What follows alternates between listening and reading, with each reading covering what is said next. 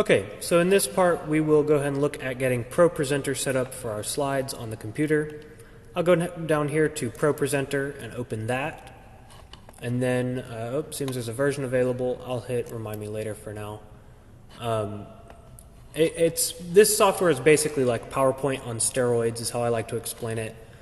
It's very similar and it's pretty straightforward to use, but it's got a few extra bells and whistles. So in this main central section here, we have all of our slides laid out. You can see I scroll through them, and they're all here. On the left side, we've got different playlists and libraries. Our main playlist that we use is Sunday morning. And if I select a playlist like Sunday morning, you can see we actually get all of our slides put in order here. And each slideshow comes in a little subsection, basically. So you can see here we've got call to worship template. So there's that section in our middle area with all the slides. Every move I make, that song is in here already. And so I can actually switch through on this playlist and see different sections of slides. We always have our announcements up here. We have welcome, and then a lot of times we'll have call to worship, confession. We have a little tithes and offerings section. And you can access all that through this central bar, or if you want to jump to that section, you can click on the left side. On the right side, we've also got an overview of what's on screen at the time. So if I go ahead and click on, for instance, our welcome slide, you can see we've got welcome, but it's actually not turned on the screens right now. I know you can't see it, but just take my word for it. What we have to do is we have to click this audience button.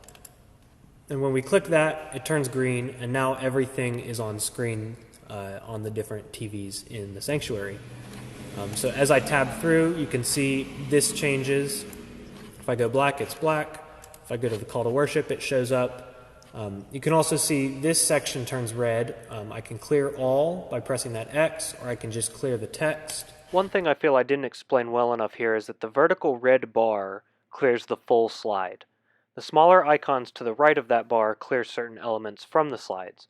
For example, sometimes if an image slide is displayed and then you switch to a text slide, the software might treat the image as a background for the text, which makes things hard to read. We want our text to be on a black background, so to resolve this, you would just click the red image icon circled here. That will clear the image but not the text. And then also on this side of the screen, it will show us timer information. So for example, if I click on a slideshow, you can see it says advance. That timer is going to count down until the next slide. So when that ring fills up, you can see this will jump to the next slide automatically. Another thing I forgot to mention is that you can cancel the advance timer for a specific slide. If you click the little advance icon with the countdown timer, that will cancel the automatic transition into the next slide. And the way you can configure that is under this central area here with all the slides, I can click this little move button. You can see it's an arrow in a box. And our announcement slides are set to go every 10 seconds. You can do that really for any set, and it'll loop all the way through. Once it gets to the end, it will start over at the beginning. So slides is really straightforward during the service. If we're singing a song, I always like to follow along and click just as we're singing the last word on the slide.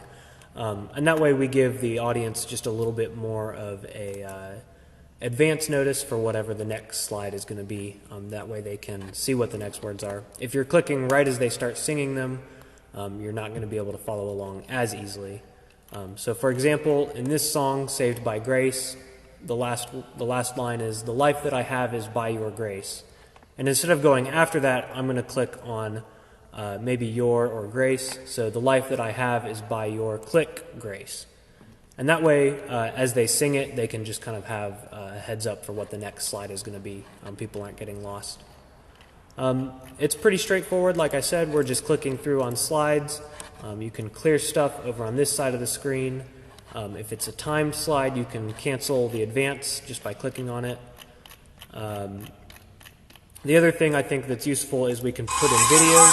Oh, you can hear that. Yep, so there's different videos we can put up. You just drag and drop a video file on. I'm going to mute this so that there's no sound coming out when I click on it. But you can see here, this video is actually a little bit grayed out. What I can do is I can right-click, and I can actually click Enable. And what this does is enabling or disabling just means that it'll skip that slide unless you deliberately click on it. So I'm going to go back and disable it. We don't necessarily want that video in our rotation, but I do want to manually click it at some point during the service. So I'll go ahead and pause that video. Similarly, you see this happen sometimes. The worship leader might disable certain slides throughout songs. So if I want to go to that one deliberately, I can click it. Or if I use the arrow keys, you see it skips past the disabled slides. But I can always go back in and re-enable them if I want to. That's essentially taking it out of the presentation just so we can leave it in there for future use, but if we don't want to use it on this Sunday, it'll skip it. And it'll skip it with the arrow keys, like I said, too. The only way to get to that is to deliberately click it. So that's a brief overview of how to use ProPresenter.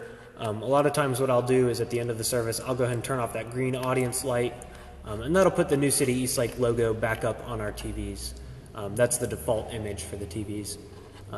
But again, always make sure you turn on audience during the service. That way they can see what is on screen. So I believe that's it for ProPresenter. It's a pretty straightforward piece of software. And that'll do it for all of our slides, actually. So thank you for joining me in this video, and I'll see you in the next one.